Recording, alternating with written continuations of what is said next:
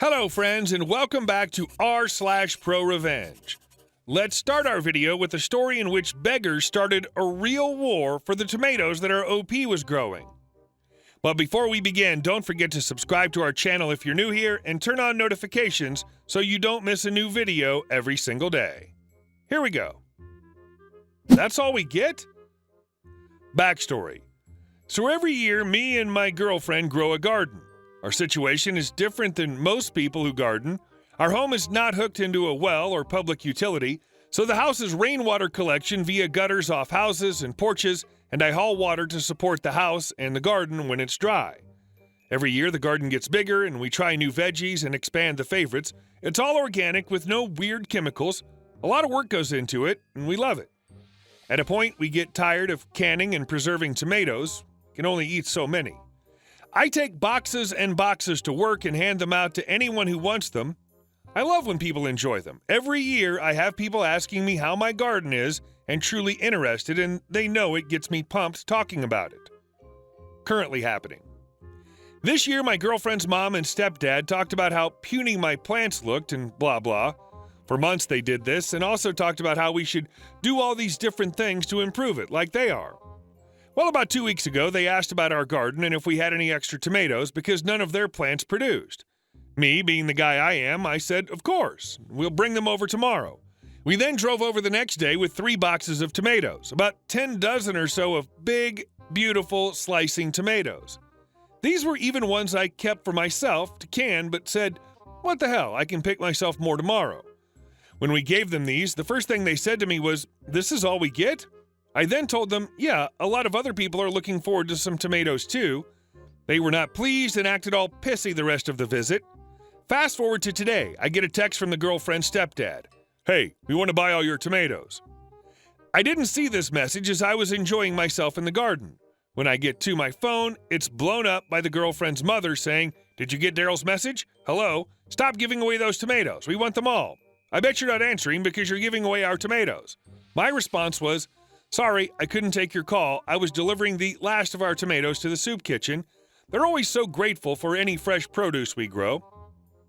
And I would never share so much as one cherry tomato with them again. And our next story. Bye, Karen. Years ago, I worked as an assistant manager at a small rural grocery store that was part of a local franchise in a statewide corporate chain. I was quite well liked by all my cashiers because I made an effort to be understanding about scheduling conflicts, call-outs, and so on. Furthermore, I made an effort to be kind in general because I knew cashiering was unpleasant work for very low pay. I'd done it myself, full-time, for 4 years prior. The store manager, who I'll call Karen, was the opposite. Irritable, unaccommodating, and generally unpleasant to both employees and customers. She clearly enjoyed power tripping, which I found strange because, this was just a small chain grocery store. I think she didn't have anything better to do but gossip and flex her managerial muscles at work, as she'd burned through 3 husbands and now lived alone. I don't want to delve into all the power trippy and occasional illegal stuff she routinely did, but let me just assure you that she was a rude, egotistical woman. Karen had been with the company only a year, but the franchise owner was growing wary of her after numerous customer and employee complaints. He warned her that she was on thin ice, but since store managers didn't exactly grow on trees, especially in such a rural area, Karen was able to get away with a lot of nonsense. One other bit of context. I think Karen resented me. I was respected by both my subordinates and the higher-ups, and I'd worked at the store much longer than she had, 6 years. Employees often approached me about scheduling and other issues because they preferred me over Karen. I suspect she thought I was coming for her job, and maybe the store would have been in better shape if I had. On to the MC. Our store received a truck of freight twice a week. 2 days before the truck arrived, we had to manually order groceries with a handheld computer thingy.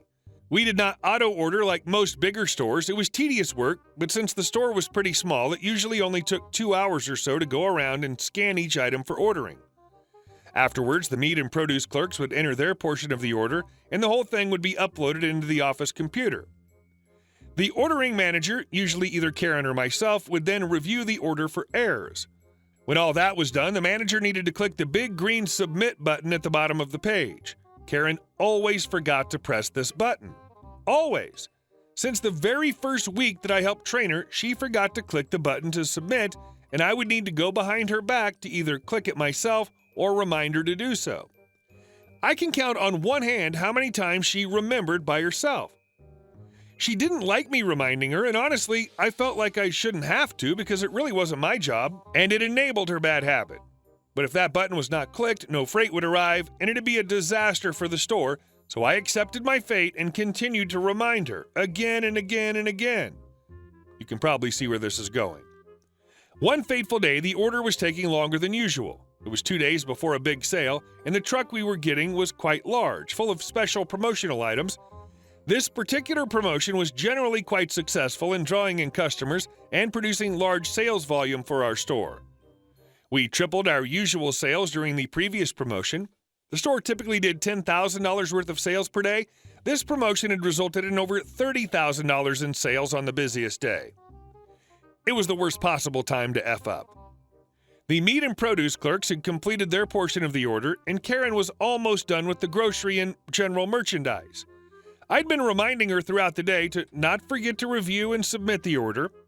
Towards the end of my shift, Karen snapped. She pulled me into the office and said I'd done nothing but nag her about the order all day, and she didn't want to hear a single word about it ever again. My words of reason fell on deaf ears, and she repeated, "Not one more word about the order." So like a good employee, I did as I was told. I left the office and worked on my usual end-of-shift checklist. As I was headed out the door, I poked my head in the office to peek at the computer and saw the order was not even open on the screen. It was presumably on another tab, meaning it was most likely not submitted yet. Too bad. I'd been ordered not to say anything about it. However, I did need to cover my butt. When I got home, I sent an email to the store's internal email inbox, something I never did, to confirm with Karen that she didn't want any additional input or reminders about the order. She sent back a snarky email saying, "Yes, that's correct. I had done nothing but pester her about the order all day, and she didn't want to hear anything else about it, including over email." Always CYA, always. The best case scenario now was for me to submit the order the very next day. The truck would be a day late, but at least it would show up. Too bad I had the next day off. And since the order was open on its own tab, it was unlikely that the other managers would see it while doing books or running reports. Alas, if only I could call and tell someone. The first day of the sale rolls around, and I head right in at 5 a.m. to open the store and prep for the freight that's not coming. I unlock the office, turn on the lights, head over to the computer, and there's the order, just sitting there. Big green flashy submit button staring me in the face.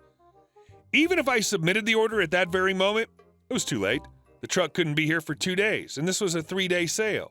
There was nothing I could do except call our general manager and tell him we were boned. What followed was a whirlwind of frantic phone calls, raised voices, demands for answers, and overall panic. Karen was called in early by the franchise general manager, who was absolutely wild with anger in a way I'd never seen before or since. She was pale and visibly trembling, but more than happy to point the finger at me for this monumental F-up. I specifically told OP to submit the order. It's all his fault. But after another round of shouting and panic, I was able to lay out my case to the franchise owner, who was on speakerphone with some corporate big guy.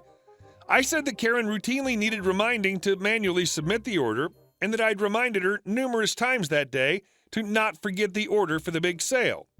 That she took offense to my vigilance and directly informed me not to speak about it again, and that I sent a reminder email after being sent home early, despite Karen's orders to remain silent on the subject. When I mentioned the email, the owner told me to hold that thought while he double-checked the store's internal email.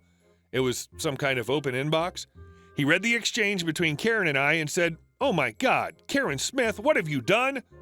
The tone of the conversation completely shifted. Everyone knew that Karen, and Karen alone, was to blame.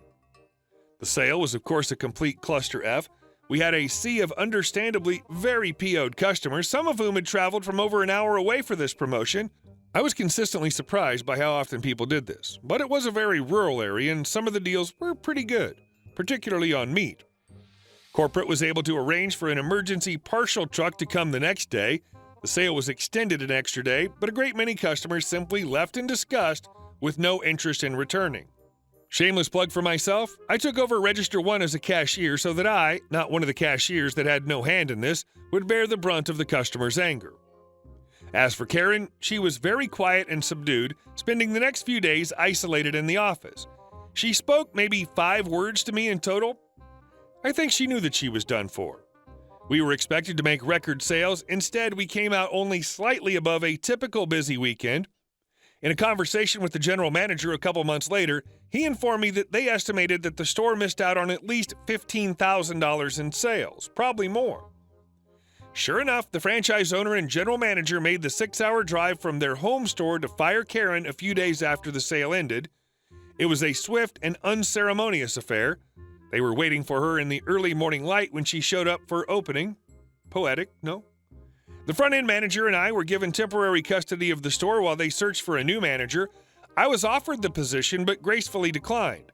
The promotion was not worth 60 hours a week at the lowest salary they could legally give, which was something like $30,000 until the federal government raised it in 2016.